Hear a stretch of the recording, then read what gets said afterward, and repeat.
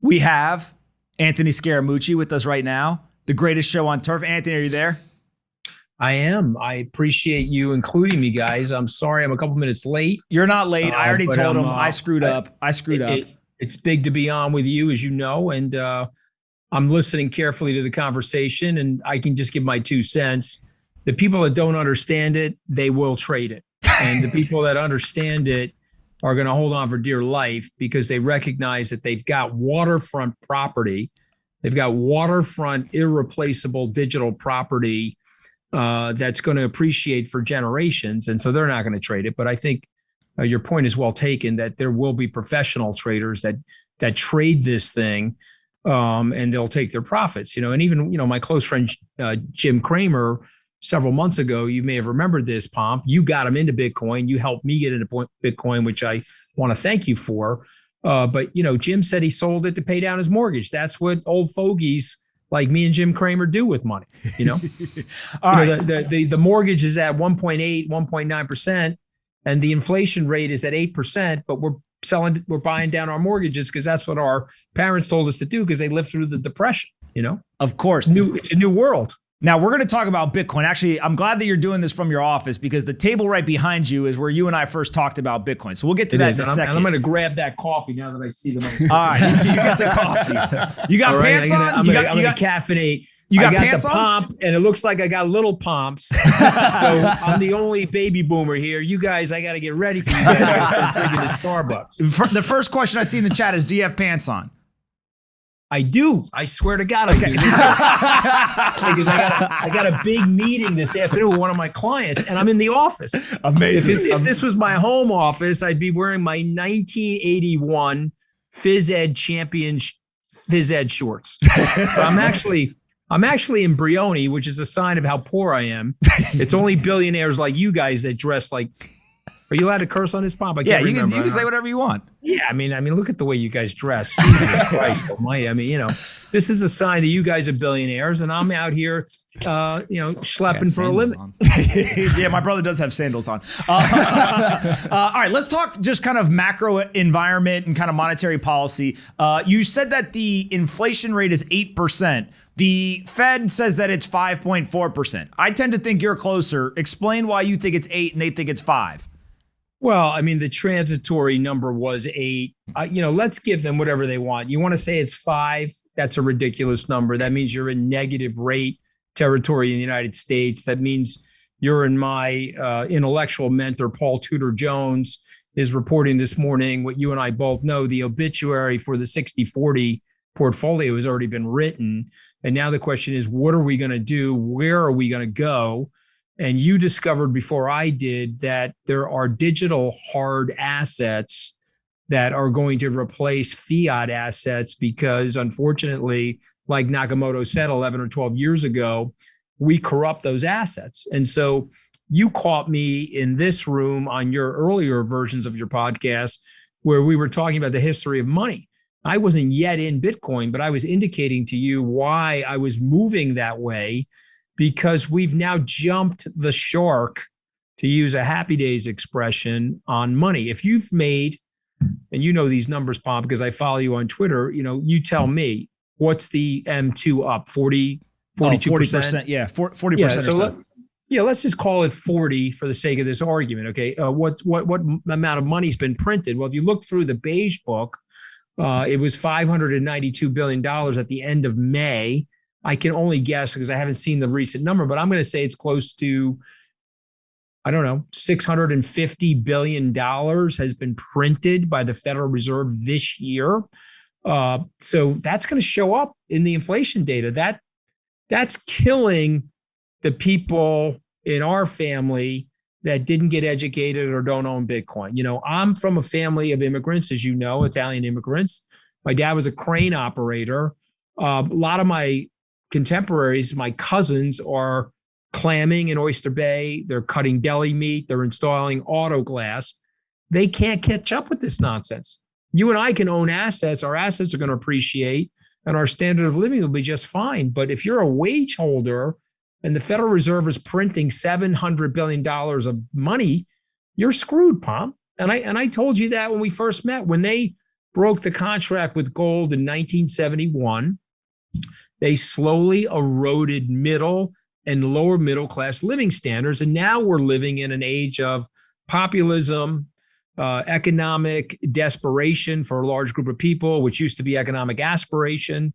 And we've weakened the society. So when you see something like Bitcoin, you're like, oh my God, this is a technological innovation which can actually be a store of value for those people, can help the underbanked, and could literally transform the world. And if we get this thing right and it exponentially networks to the billion plus users that you and I both think we'll get to, well, then hold on, it's going to hand check the bankers, the central bankers. They're going to be forced into a box of fiscal responsibility and conformity, because if they don't do that, there's another option for human beings, AKA Bitcoin, or you pick one of the other cryptocurrencies that you like. But you get the point that I'm making. For sure. And one of the things I don't think people really appreciate, well, there's 2 points with you, right? So one is you're a student of history. I remember when we did the podcast, you laid out the history of money better than anyone. I walked out of there and I said, I don't know how that guy remembers all that information, but he's like an encyclopedia.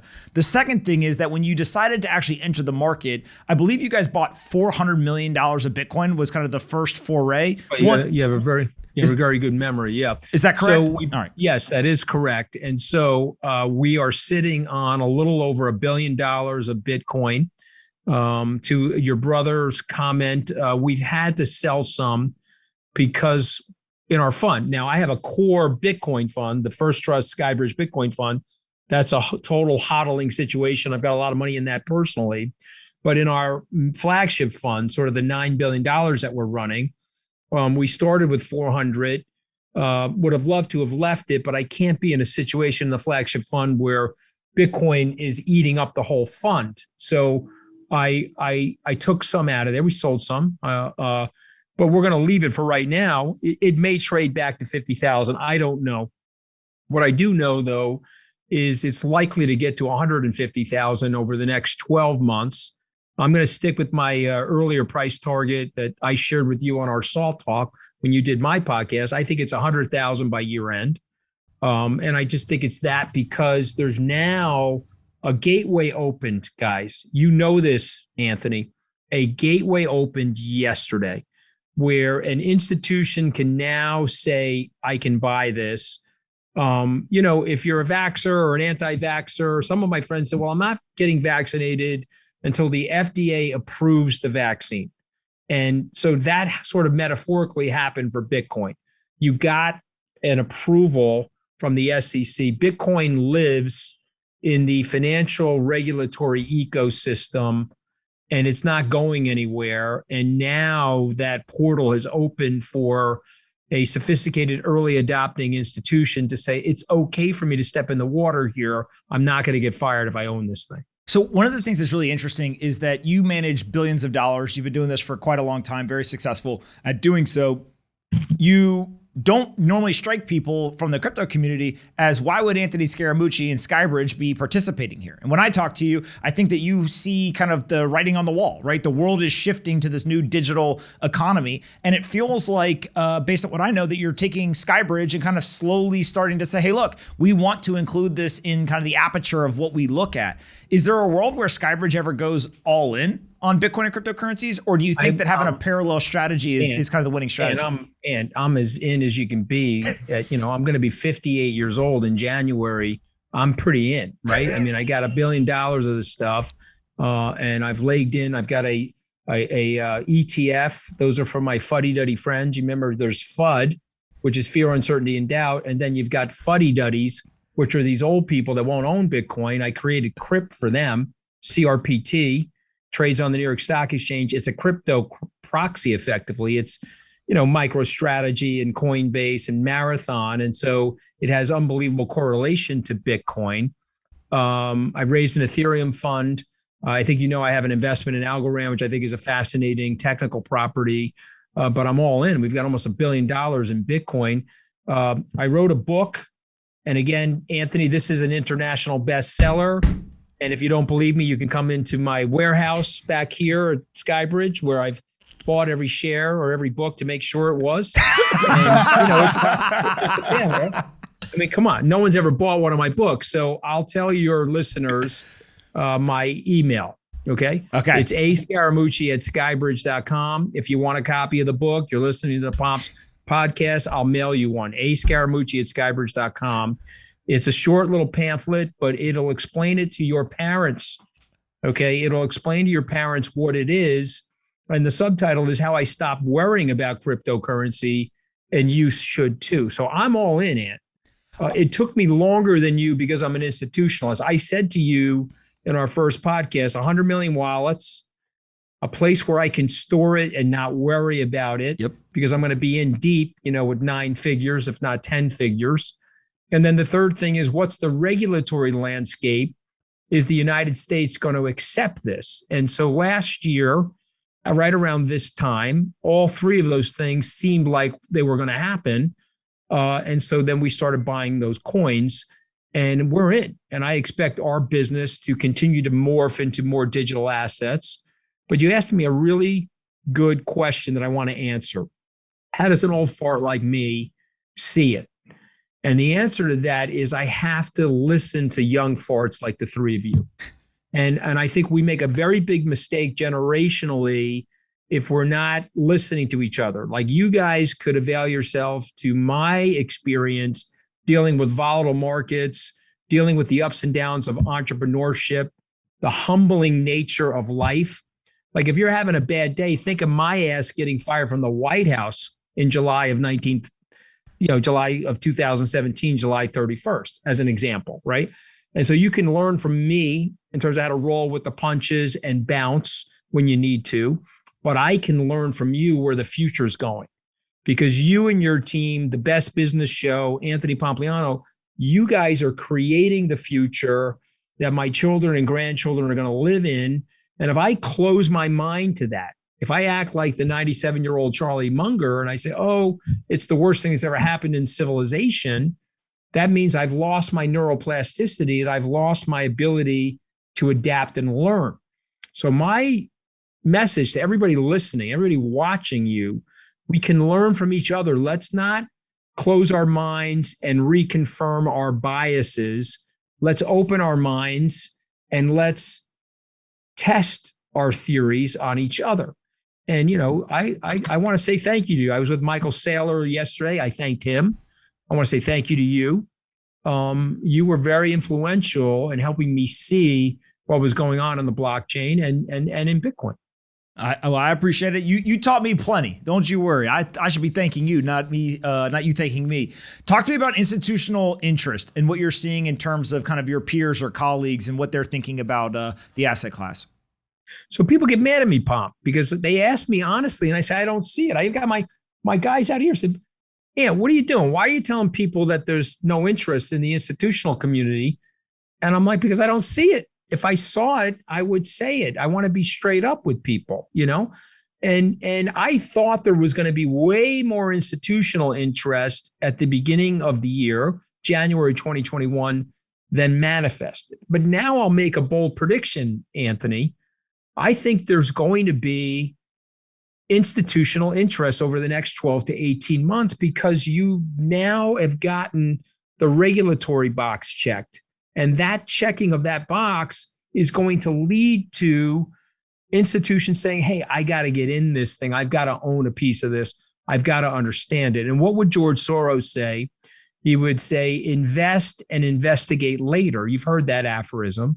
And I think you're now going to start to see it. But I didn't see it over the last 8 or 9 months. And that's just me being straight up with you, Ant. How do you think about the ETF launch yesterday? It's got $570 million of assets at the end of the day yesterday. Did about $1 billion in kind of on market and after hour trading.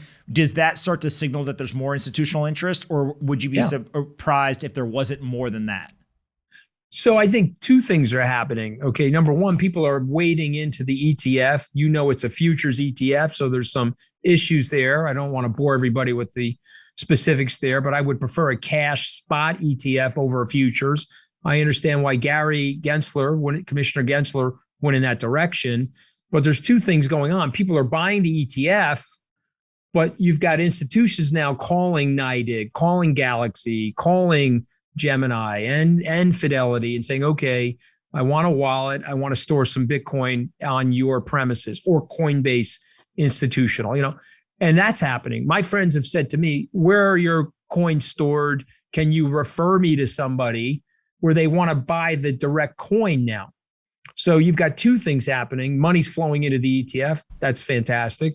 But money's also flowing into the asset directly in the cash market from these institutions. Joe, John, what questions you guys got? Hey, Anthony, thanks for doing this and nice to meet you. Was that a pause where you wanted him to say something? No, I thought he you're was the gonna say younger thanks. pomp or the older pomp or the medium pomp. I'm the What pomp middle are out you? of us three. All right, so you're the mama bear pomp. I don't know Okay. if I like that, but All right. Well, we'll let it slide. All right. As someone who, so Bitcoin historically has been a pretty volatile asset, obviously, right? As someone who has dealt more with maybe traditional equity markets or things like that and manages billions of dollars for clients, how do you get individual clients comfortable with that volatility? Well, you have to size it appropriately. So that's one of my issues. In my core fund, if I put a 4% position and it grows to 20%, I have to probably scale it back so that I can calm down my investors. So what I tell people, if you're a Bitcoin maximalist, come into my Bitcoin fund. If you're in my other fund, let me size it appropriately because it will be volatile. But you guys know this, but I think there's some historical perspective necessary to share here. All these Metcalfe law network effect investments, they start out in the early adoption phase with mega volatility. Why? You've got all the fuddy-duddies and the ancients shorting it, disbelieving it, shorting Tesla, shorting Amazon. Amazon's going to miss its number. It's 1999. Let me short the goddamn thing. And they create the volatility. Same thing happens in Bitcoin. We hit an air pocket with Elon Musk in China. Bitcoin's at 65,000. It's at 29,000. I've got clients lighting me up. And you guys know this. Everybody's a long-term investor until they have short-term losses. When they have short-term losses, they set their hair on fire. They run around in a circle. And so one of my jobs is to be the financial and psychological coach. I've got to tell people, calm down, stay the course. We have a 5-year plan or a 3-year plan. And I'll just point out, because I think it's worth mentioning, if you were an early investor in Amazon, just think about this for a second. The IPO of Amazon, May 15th, 1997, a $10,000 investment is now worth $21 million, $21,140,000. However, you would have had to subject yourself to 8 periods of time where it dropped at least 50%, 1 period of time where it went down 85%, and the Barron's newspaper had a front page article, Amazon.bomb, the age of this internet retailer is over. But the cat that made Amazon, Jeff Bezos, he shot himself into space in his own rocket. Okay, so what do you guys want to do? Do you want to be patient and look at something like Bitcoin and see the exponential growth of wallets and the scale and understand the value of the network effect of those properties associated therewith and stay patient and watch Bitcoin eclipse gold in terms of its market capitalization?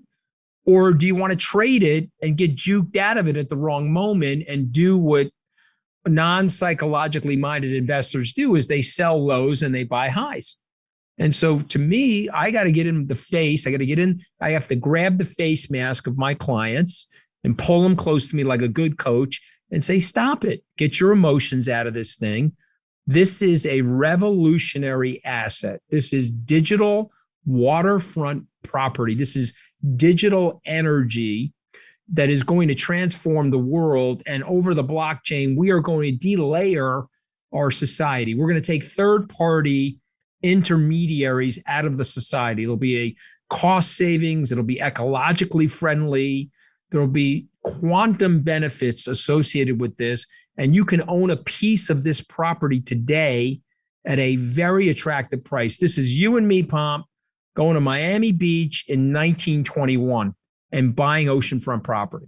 Facts. So I have one more question. It sounds you mentioned that you think Bitcoin is going to overtake gold, right? So Bitcoin's market cap, I believe today is like 1.25 trillion, 1.25 trillion, and gold is around 11 trillion. So do you have any estimates or kind of how long you think that might take to happen? It's a very good question. And I'm just checking markets right now. Yep. And I would say realistically, if you've got to, in my opinion, you've got to get to 1 billion wallets. And so, I'll go with Kathy Wood's estimate. Kathy is saying to people, end of 2024, mid 2025, you'll be at 1 billion wallets. And so if you think of the scarcity of Bitcoin, I think it would be worth probably $500,000 or $600,000 a coin by then. And, there you go. That's where it is. By the way, I'm sure you've had Saylor on. If you haven't had him on, you can get him on. Yesterday, when I spoke to Michael, he doesn't think this is a $10 trillion asset. He thinks it's a $100 trillion asset. He thinks this is at least 10 times more valuable than gold. And, Anthony's heard me say this. One of my Saudi friends said to me, Anthony, when people ask you, is this more valuable than gold or not? Tell them this story. I said, what is that, Sheikh? He said, well, right now, MBS loves me. But there may come a day where MBS doesn't love me. I have a USB with $200 million of Bitcoin. And since this is a family show, I won't tell you where the Sheikh suggested he was going to put the Bitcoin as he headed for the Yemeni border. Okay. But he can't put $200 million of gold in the place that he was describing to me. Up his ass. But he can with Bitcoin. Yeah, exactly. So you get the point I'm making. And so therefore, the technical properties of Bitcoin, the network effect, is actually way more valuable than gold. So I'm an institutionalist, guys. You guys are younger than me and smarter than me.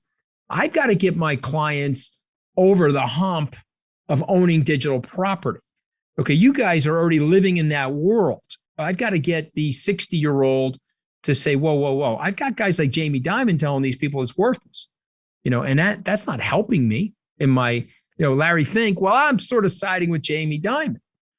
Okay, but then my attitude is, well, these guys obviously haven't done enough homework, because somebody like Ray Dalio was a Bitcoin skeptic. He did the homework.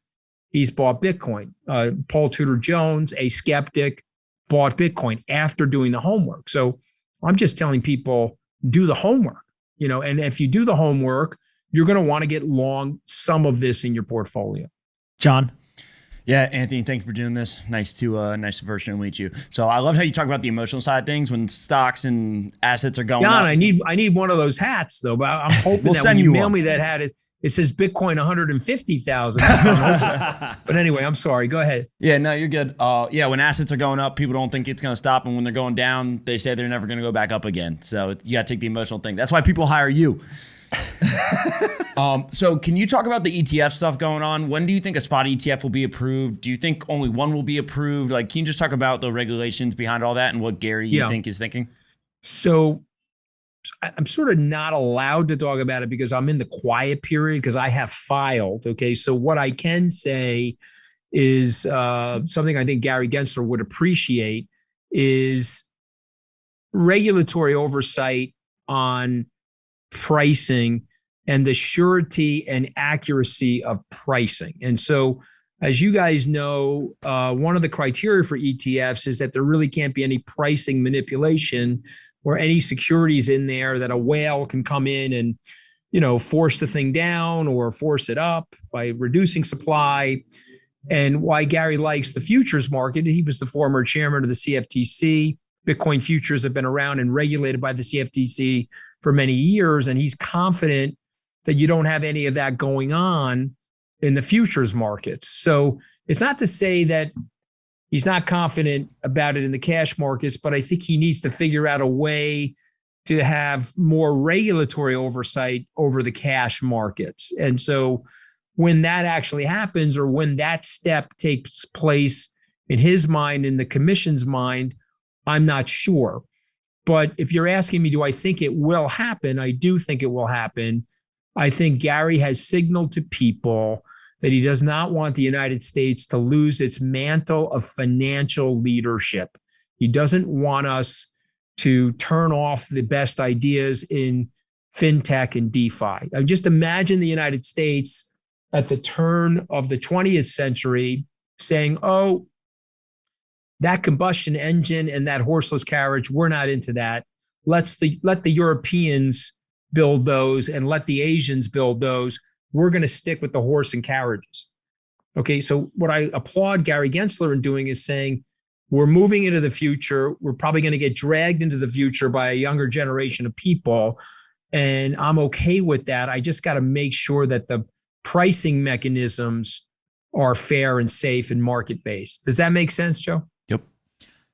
Mooch, I got a question that I don't want to ask you something that you're not allowed to talk about, but what's going on with sovereign wealth funds? Any insights that you can share in terms of, it feels like that's the non-regulatory stuff I can totally. All right, so it feels like we had individuals, they front ran Wall Street, institutions, etc. Yeah. Then we started to get the institutions. Those institutions were financial institutions and corporations, both public and private. Insurance companies. Corporate balance sheets. That cohort base is now in and getting in. The last two are nation states and sovereign wealth funds. We know that El Salvador is obviously in. There's probably some other countries the United States doesn't like as much that are doing things, just not announcing it. The sovereign wealth funds, a lot of people haven't been talking about them. So like, what's your thoughts there? Any insights that you can share? Yeah, they're coming. The sovereign wealth funds are on the way. Some of them have already established small stakes in them. I'm making a trip next week to the Middle East. I'll be speaking at the FII conference in Riyadh. I have a whole slate of meetings with different sovereign wealth funds related to this topic. I think that they're open-minded. You know, I will share this with you. I can't give you the name of the fund, but I have one Middle Eastern sovereign wealth fund that's a big investor of mine, and they really wanted to redeem on me when I made the Bitcoin investment. And I begged them to be patient. I begged them not to. And then, of course, Anthony, what happened was Bitcoin went from 65,000 to 29,000. And I have to confess to you that the heat was on me. And I went over there to see people, and I said, please, be patient. Here's how we're thinking about this. And yesterday I got a call from the head guy, and he said, I just want to thank you for bringing me into the future. I now see what you saw, and you were bold enough to do that for me. And he said something interesting. I'll share with you. He says, you've got these art consultants, and Joan Whitney Payson, who owned the Mets, her daughter once said, well, God bless our art consultant, because there was an artist that cut his ear off named Vincent van Gogh, and we bought the art for $300,000. And in 1987, we sold it for $41 million, which was a big number back in 1987. And she was like, well, thank God for that art consultant, because he saw something in that artist that was going to manifest itself into the future. And that's what you're doing with the Best Business Show, Ant. That's what you Pomplianos are doing. You're showing somebody something that's happening.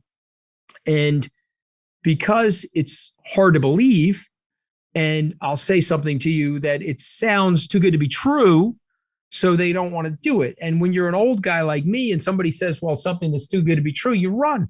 You don't want to do something that's too good to be true, but let me show you something that's too good to be true. This, see it? Yep. This is too good to be true. Okay, that eats up the world. It takes all the books in my library, all the photographs. I've got access now to all the information. Let me ask you something. Would you like to roam the Library of Congress or have my smartphone to do a research report? What would you like to do? Would you like to go to the Dewey Decimal System in the Library of Congress, or would you like my smartphone fully charged for the day? What would you like? Okay? For years, I've always thought the Dewey Decimal System was stupid. Yeah. All right. But, the point I'm making is this phone is too good to be true. And the market capitalization of Amazon or Apple, too good to be true. $10,000 going to $21 million in 24 years, too good to be true. So this is technical properties that are happening before our eyes, and we either have to accept it, embrace them, and be willing to propitiously allocate to them. So let's say you don't believe me or you don't believe Anthony Pompliano. How about 0.5% of your portfolio? How about 1% of your portfolio? Plan B, I think you've interviewed him, Pomp. Plan B said to me on my podcast, if you took 1 cent and you put it in Bitcoin 10 years ago and you had 99 cents in cash And that was your asset allocation. That was your tactical asset allocation model. It outperformed everything. Everything. Okay, so guys, put a 0.5% in. Put a percent in. This is the early innings of a technological revolution where the blockchain and things like Bitcoin are going to delayer the society. You know, if I were American Express or Visa, I'd be worried because the transaction speeds per minute over the blockchain are way faster. It's way cheaper. Why do I have to, as a merchant, accept a 3% charge 10 years from now? Why will I have to do that? If everyone's got a smart wallet and a smartphone and some interoperability on the internet over the blockchain, why would I have to do that, guys? You're not going to have to, obviously. Right. Well, no more. See, Ann, you don't remember this. You kids are Italian kids, but I'm going to set you in 1985, probably before the three of you were born. I'm waiting in Rome at the post office to get to a phone booth to connect to an AT&T operator to call my mother. Okay, to let her know, because I could call her once a week. It was $3 a minute. I could get her on the phone to let her know I'm okay. So waited online. I got into the phone booth, AT&T operator. Here's my credit card. Hi, Ma, I'm okay. $10 phone call for 3 minutes. Fast forward, we're doing this costless over the internet, right? I can log onto a Wi-Fi in an Italian cafe, make a internet phone call to my mother for no charge. That's what's going to happen to financial services. It's happening right now. Okay, you just happen to be at the forefront of it. I'm a little bit farther behind from you, but trust me, I'm catching up. And I'm just trying to educate my clients that that's what's happening. Okay, yes, I made that phone call because that's all we could do back in 1985. But today I can talk to her over Zoom costlessly. She loves you. I already know. I don't even have to talk to her. She's an Italian mom. She loves you. Hope to God, man. I renovated the house. A good Italian son's supposed to do. You know what I mean? I pay for the Gucci, shoes. And all that. I hope she loves me. All right. Last group I want to talk to you about, and then I'll let you go, is RIAs. We saw Interactive Brokers just announce that they're going to start letting people buy it. There's companies like OnRamp and a bunch of other options. The ETF now is available. Are RIAs, can we put them all in one big bucket? They're coming. They're in. They're not interested. When you talk to that sector, what's their status? They're scared. They're scared. They don't want to miss it. They don't understand it. They are in the business of what I call it the stay wealthy business, Pomp. Somebody comes to me, I'm an RIA, they sold their business, they're wealthy. My job is to keep them wealthy, right? I've got to figure out a asset mixture that gets them ahead of inflation and they can still buy art at Sotheby's, and I got to put them in some private equity and get them some growth. But what I don't want to do is make big mistakes and embarrass myself because then they'll fire me. If I make sure that they stay wealthy, I keep my job and I stay hired. You see what I'm saying? And so they're afraid. And so they are behind me because it's sort of like self-conscious embarrassment. If I put 3% of your portfolio in Bitcoin, it goes from 66,000 to 10,000. And you're going to look at me and say, well, why the hell did you do that? Because their clients don't really understand Bitcoin. And so they're afraid.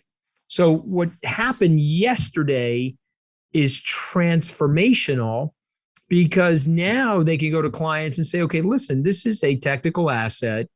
It is a technology that represents a networked value, and it's an evolution on money. You and I talked about that the first time we met. We had wampum, we had seashells, we had cloth, we had, this money that we call paper money is actually not paper money, Pomp. This is made out of linen. Okay, look at this. Okay, this is for your viewers. You know what this is? Those are Italian singles, Pomp. You see that? In my neighborhood, those are Italian singles. See those? Right? And because I'm old fashioned, I always got to have money on me. You never know when you're going to need the money to cut and run somewhere, right? So look at this. This is a piece of fabric. It's 75% cotton. It's 25% linen. It's worthless, Pomp. You know that, and I know that. but it's got numbers on it, and it's got an old dead white person. We only have white males on our money, by the way. And we're going to trade this with each other. Why? We trust this. We trust that the next guy that takes it is going to be able to trade it for goods and services. You see what I'm saying? So now what you created, Satoshi Nakamoto created, is a trusted network where we don't even have to use this anymore, or we don't even have to use the bank. We can use that trusted network, that decentralized internet highway system. Do you see how brilliant that is, guys? I mean, I know you guys see it, but I'm trying to impress it upon the people that are listening to you, because you got the best business show and they want to learn from you. So I'm trying to explain to them, we're moving from this, and we're moving from a magnetic strip known as a credit card in your wallet. And we're moving from those electronic digits. You know, if I want to buy a G-Wagon tonight, I call Chase. I say, wire 200 grand over to the Mercedes, and the G-Wagon shows up. But those electronic digits are worthless, other than the fact that they're a ledger. They go down in my account, up in the Mercedes-Benz account. I got the G-Wagon. All right. How is the Bitcoin anything different from what I just said? In fact, if anything, my God, it's audited. It's audited by a decentralized nodal system, and it's airtight, and it's a fixed supply. You tell me what I'm missing, Bob. You tell me what I'm missing. Invite somebody on like Peter Schiff, who's, tutte pots, which for the non-Italians, that's like a chicken running in somebody's head. He doesn't even know what he's talking about. And I'm trying to be polite to the guy when I debate him, but what are you talking about, Peter? All right, before I was gonna let you go, but I gotta ask one question. You brought up a G-Wagon. Yeah, anything you want. Anything you want. I'm finally caffeinating, so I know you guys felt I was a little under-energized for this thing. No. You're always bringing the energy. What's the craziest thing you've ever bought? Like what? Like you look back and you're like, man, that was nuts. All right, whatever the thing you just thought of, that's what I want to hear. You got to understand this. So let me stipulate. Okay? I'm nouveau riche Italian, right? My dad was a crane operator. My mother was a homemaker. When I got into Harvard Law School, Anthony, my mother thought it was Hartford Law School. She had no clue. She was like ready to take me to Hartford, Connecticut. I'm like, no, Ma, it's in Boston. Well, why the hell would they call it Hartford Law School if it's in Boston? Because it's called Harvard, Ma, right? I mean, that's the family I grew up in. So I had no money as a kid. When I started making money, the stupidest thing I bought was the Batmobile from the 1992 Batman Returns movie, starring Michael Keaton, Michelle Pfeiffer, and Danny DeVito. And I owned that for about 10 years. And I used to put the Bat outfit on and drive it around on Halloween with my kids. Okay. And by the way, it wasn't, you couldn't drive the thing. There was no license plate or anything like that. It was a prop car. And I used to bottom out everywhere in Port Washington when I was driving around in it, but there was a propane tank in the back. You could flip the switch and the flames would shoot out of the back. It was effing fantastic. Italians love cars. Okay. So now I have the garden variety Lamborghini because I love cars. I mean, what am I going to do? Of course I'm going to have a Lamborghini. When I was a kid, I had a 1979 Camaro. And someday I said, I'm going to make some money and I own a Lamborghini. And so I eventually bought one. But about 15, 16 years ago, I sold that. It's now in a museum in Abu Dhabi at their automotive museum. But it was a lot of fun to own it for the years that I had it. That might be the best answer I've ever got to that question.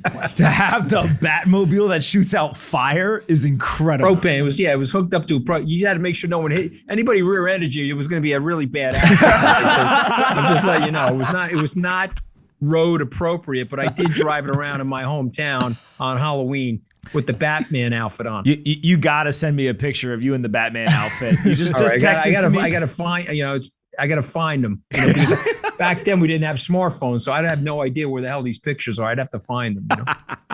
Awesome. I've dropped your Twitter account. Go follow Anthony on Twitter. Absolute great follow. You got 1 million followers, by the way. That is a big feat. What did you start the year at?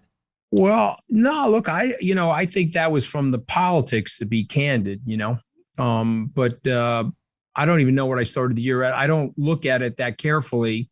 But listen, I think I think you're going to be the 10 million follower man before long. You know, you and Plan B are going to be the two Twitter heroes of Bitcoin. Listen, I'm a little bit too political. You know, I want people to get vaccinated. I think Donald Trump is completely nuts. You know, so I'm going to be a little bit more opinionated than you. You forget all the politics for a second in terms of the different parties. I do have to say, you gave the greatest press conference performance of all time when you hit everyone with the finger gun when you were in the White House. I've told you this before. How about the kiss? I blew the kiss to everybody when I walked off the stage. I mean, come on. Like still to this day, I think of that and I'm like, he hit him with the finger guns. The point is they're asking tough questions. I'm giving them tough answers. I'm not going to sit there and get rolled by anybody, you know, and I know my facts and I'm coming to play.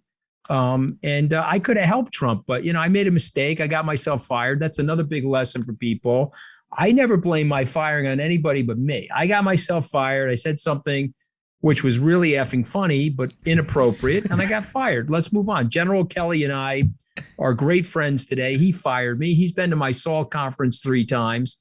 We've done public speeches around the country together, and life moves on. When you make a mistake, the number one lesson as an investor or a person is forget it. What are you going to do? You're not going to walk around with the millstone of regret on your neck every morning. I don't wake up in the morning and say, let me kick myself in the pants. I did something stupid that got my ass fired at the White House 4 years ago. I say, today's a brand new day. Let's go. What do you say, Pomp? Seize the day. Let's get after whatever you say every morning. That's what we got to do, right? Relentlessly get after things. And be in love with life, you know. And if you're taking yourself too seriously, you look in the mirror, relax. You know, what does Mel Brooks say? Relax. None of us are getting out of here alive, okay? You're not living forever. I mean, you may end up in the singularity because you're younger than me, but I doubt it. You'll be in the grave. So go have a glass of scotch and relax a little too, you know. And buy some Bitcoin. Perfect. And buy some. You gotta own Bitcoin. Bitcoin is going to be a big part of the future. And I hope your people are listening to you, Pomp, and your brothers. I appreciate it very much. Where can if people want to learn more about Skybridge, where should we send them? Well, you know, you can go obviously to skybridge.com. You can email me. I gave out my email, right? It's Scaramucci at skybridge.com. I'll send you a packet of information. We could set up a call, whatever you guys want to do. I'm happy to get these books. My assistant's ready to kill me. I got all these books loaded up in our storage facility. I'm happy to send those out. You just let me know. I'll mail you one. If you're one of Pomp's friends, you're one of my friends. Anthony Scaramucci, author of a New York Times, but no, I don't know if it's New York Times, but a best-selling book because he bought them all himself. Internet. Pomp, you got to get the verbiage right. These are international. I've written 5 books. They're all international bestsellers. But no one other than me has ever bought the book. So you go figure out that, okay? You figure out how many books I've got in storage, okay? You're doing a great job. All right, listen, thank you for taking the time to do this. I know you're busy, so I appreciate it. It's a real pleasure to be on, Ant. Thank you. And guys, best of luck to you guys. And I need a hat that says Bitcoin 150, Joe. We're on it. We're on it. All right, thank you. All right. Bye.